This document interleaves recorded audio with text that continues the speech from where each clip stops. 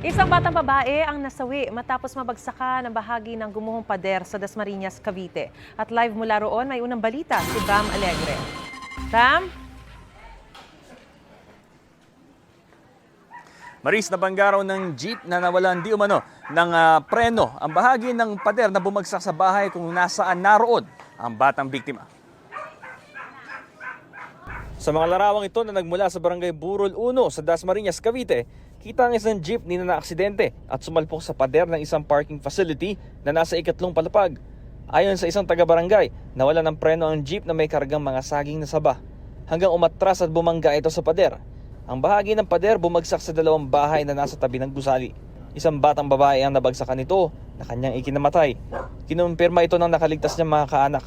Ito yung bahagi ng istruktura na binangga ng sasakyan at hanggang ngayon bakas pa rin yung pinsala na iniwan nito. Mula rito sa taas, bumagsak yung ilang debris dito sa ating kinatatayuan kung saan dalawang bahay ang naapektuhan.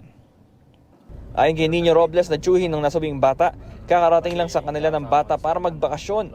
Bukod sa nasawi niyang pamangkin, nagtamo rin ng minor injuries ang 10 iba pa. Papahinga na kami ng mga anak ko sa kwarto. Nagulat na lang ako. May naglalaglagang mga parang abo.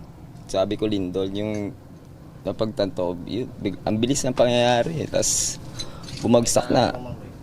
Pagka dinaganan ko na yung mga anak ko, 4 yung nandun katabi kong bata. Tapos pagkalabas ko, nadaganan na yung isang pamangkin ng asawa ko. Problema rin ngayon ng pamilya ng biktima kung saan sila kukuha ng panggasto sa libing. Wala na rin silang matitirhan. Siyempre po, yung nanay talagang nagdadalamhati po talaga siya. Hindi po siya okay. Ayaw nga niya magpagamot.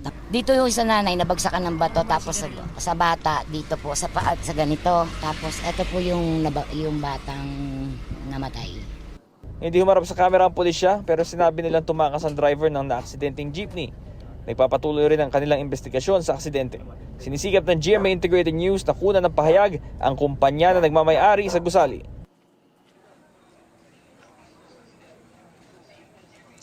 Maris, dito sa ating likuran, ito yung nakakordon na bahagi na mga hanay ng mga bahay na naapektuhan nitong pagbagsak. At dito rin sa ating tabi, nandito rin yung mga kaanak ng nasawing bata. At sila humihingi ng hustisya, tulong na rin sa kanilang sitwasyon. Ito ang unang balita mula rito sa Dasmariñas, Cavite, Bam Alegre, para sa GMA Integrated News. Mga kapuso, para una ka sa mga balita, mag-subscribe sa GMA Integrated News sa YouTube. Sa mga kapuso abroad, subaybayan niyo po kami sa GMA Pinoy TV at sa www.gmanews.tv.